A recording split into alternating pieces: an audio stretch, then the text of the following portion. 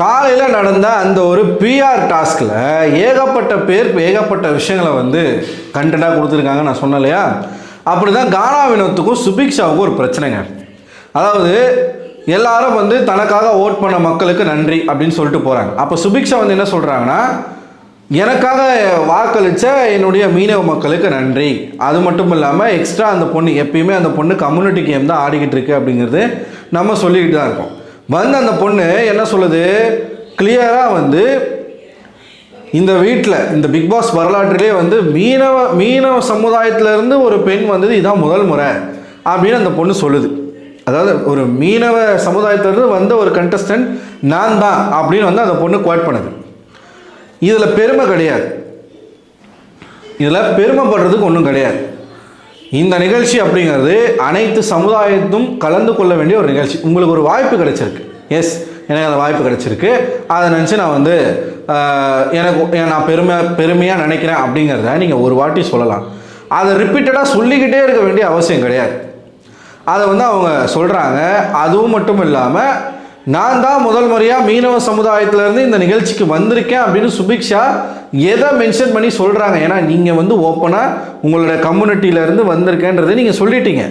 அந்த வீட்டில் 22 பேர் கலந்துக்கிறாங்க ஒவ்வொரு சீசன்லையும் அப்படின்னும் போது ஒவ்வொருத்தரும் எந்த சமுதாயத்திலேருந்து வராங்க நமக்கு தெரியாது. வந்திருக்கலாம், மீனவ சமுதாயத்திலேருந்து இதுக்கு முன்னாடி வந்திருக்கலாம்.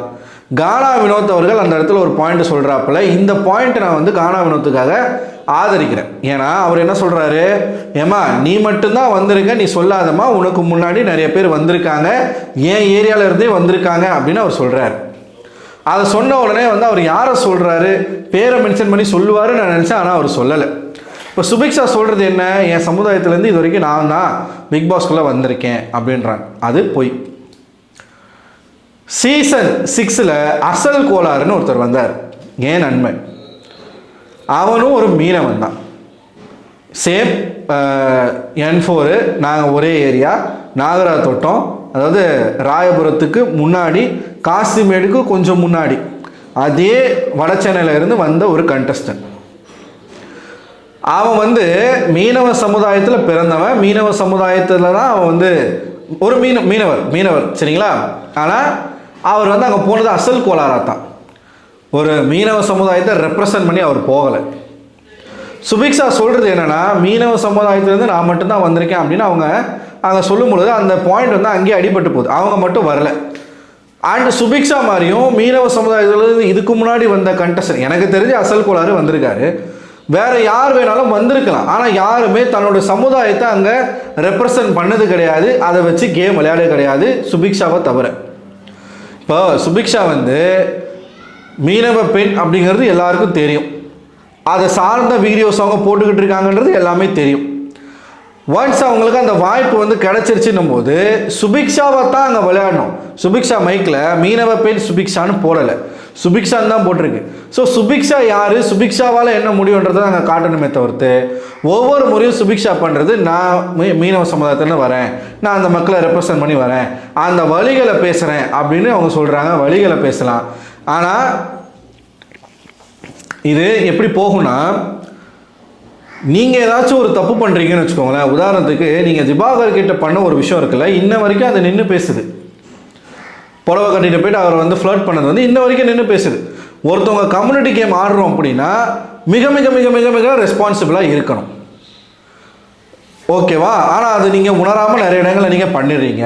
ரிப்பீட்டடாக அதை சொல்லி கம்யூனிட்டி கேம் ஆடுறது வந்து தப்பு, என்னை பொறுத்த வரைக்கும் அது தப்பு தான். ஸோ வினோத் அந்த இடத்துல சொல்கிறாரு, நீ மட்டும் வரலாமா, நிறைய பேர் வந்திருக்காங்க, அதையே சொல்லாத அப்படின்னு சொல்கிறாரு. அது கரெக்டான ஃபேக்ட். அதை சொல்லி மட்டுமே நம்ம இந்த வீட்டுக்குள்ளே சர்வை பண்ண முடியாது, கூடாது. நீங்கள் இந்த வீட்டுக்குள்ளே இத்தனை நாள் சர்வை பண்ணிக்கிட்டு இருக்கிறதுக்கு காரணம் வெறும் மீனவ மக்கள் மட்டும் கிடையாது, சேனலுடைய சப்போர்ட்.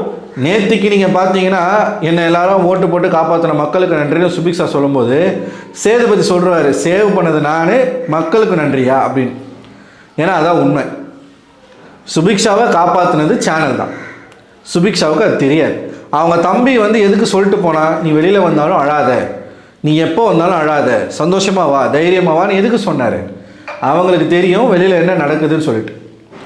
ஒவ்வொரு முறையும் நீங்கள் வந்து இதை வச்சு நம்ம ஜெயிச்சிடலாம். இப்போ இதுதான் சுபிக்ஷா ட்ரை பண்ணுறது. இப்போ வினோத் அவர்கள் வந்து விளிம்பு நிலை மக்கள்லேருந்து நான் வரேன் அப்படின்னு சொல்கிறது வந்து ஒரு அரசியல். எஸ், அரசியல். அங்கே இருந்து நான் வரேன்னு அவர் வந்து ரெஜிஸ்டர் பண்ணுறதும், அந்த மக்களுக்காக நான் பாடியிருக்கேன்னு அவர் சொல்கிறதும் ஓட்டுக்காகத்தான், அந்த மக்களுடைய ஆதரவு நமக்கு கிடைக்கணுன்றதுக்காகத்தான். அதே விஷயத்தை தான் சுபிக்ஷா பண்ணுறாங்க. இப்போ வினோத்னால் அந்த பாயிண்ட் சொல்ல முடியாது, என் சமுதாயத்திலேருந்து நான் மட்டும்தான் வந்திருக்கேன், ஏன்னா அவர் சமுதாயத்திலேருந்து பல பேர் வந்திருக்கலாம். ஆனால் சுபிக்ஷா அதை சொல்லும் பொழுது அந்த இடத்துல வந்து அது ஒரு ரெஜிஸ்டர் ஆக்கப்படுது. அப்படி இல்லைங்க, இப்போ நானும் மீனவன் தான், இப்போ எனக்கு சுபிக்ஷா போனதை நினச்சி சந்தோஷம்தான். ஆனால் அதை வச்சே கேம் விளையாடிட்டு இருக்கிறது வந்து நல்லது கிடையாது. என்னை பொறுத்த வரைக்கும் நல்லது கிடையாது.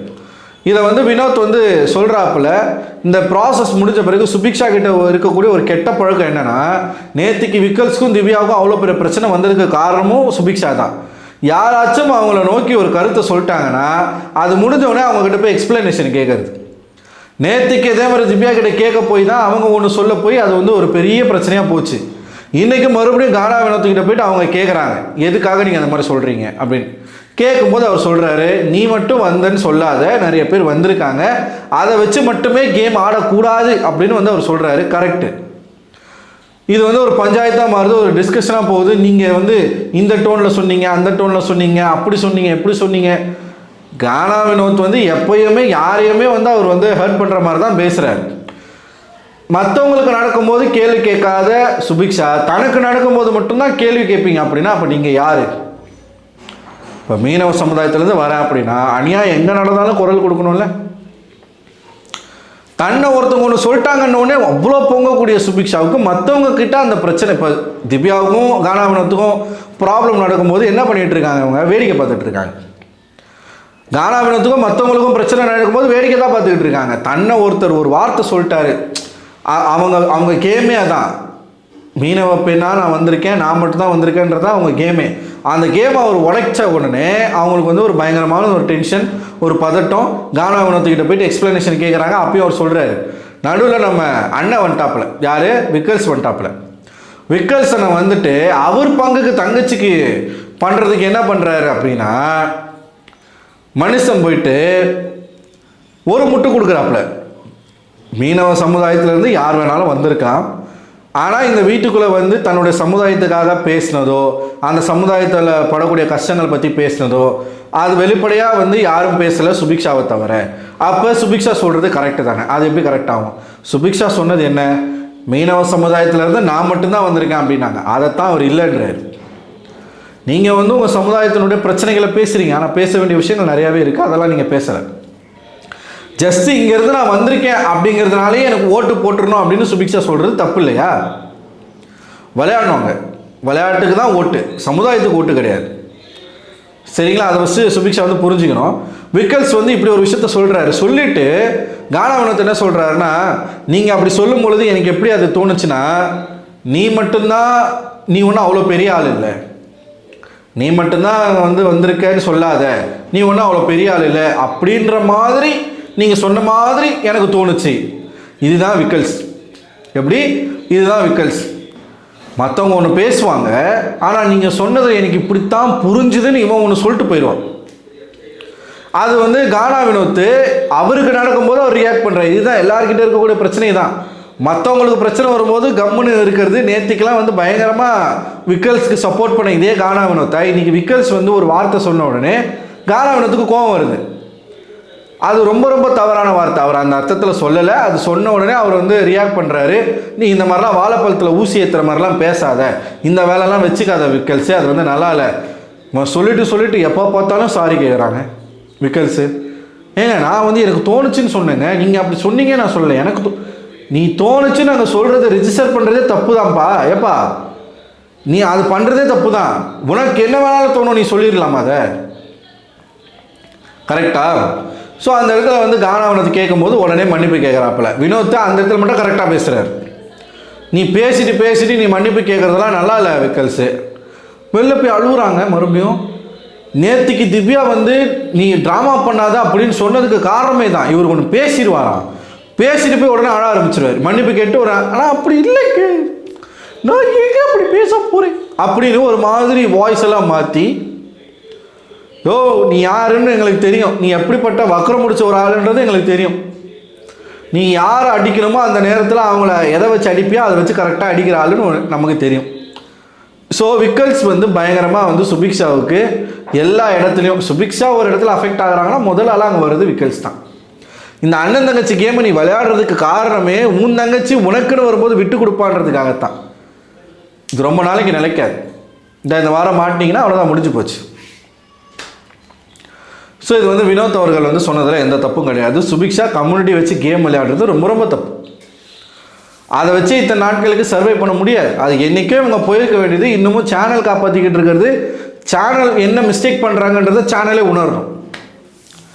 ஸோ நீங்கள் இந்த பிரச்சனையில் நீங்கள் யார் மேலே தவறு இருக்குன்னு நினைக்கிறீங்க, உங்களோட கருத்துக்களை மறக்காமல் கமெண்ட் பாக்ஸில் கமெண்ட் பண்ணுங்கள். அடுத்த ஒரு வீடியோவில் உங்களை சந்திக்கிறேன். அதுவரை உங்களை விடைபெறுவது நான் அரவிந்தன்.